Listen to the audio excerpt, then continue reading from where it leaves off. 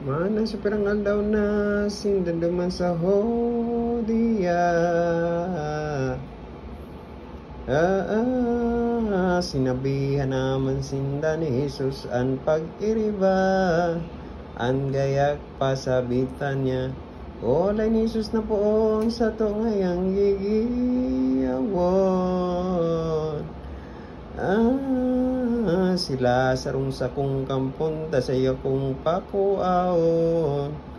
An pagkaturog maimbong tulos nagsimbag man disipulong kaibahan.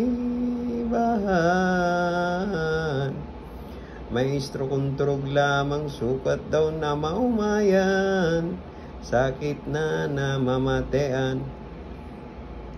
An ulay ni Jesu Kristo ganan ni si Lazaro.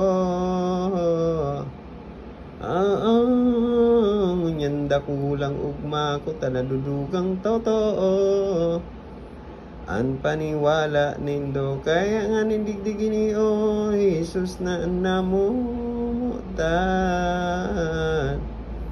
Sagko di makalihis man igwa ng apat na alaw, na ilulubong an bangkay. Bahala di mabilang ang mga tawong nagdalaw, na taga-Jerusalem man pinagrarangan na tunay, an mamundong magtugang. Aso nga ni dumating na anal daw nga ning talaga. Tulos man nagpabitan niya si Jesus kagurang nanta. Sakot kan mga kaiba pagkaising matalastas ni Martang aning mabalat.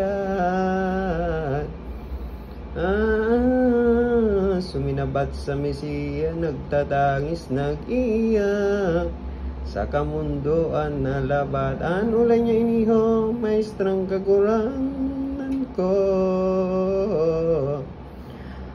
Takon uya kadigdiho buhay kataong totoo, katuod mong si Lazaro kon sa kong naramanan sa imong kabagsikan.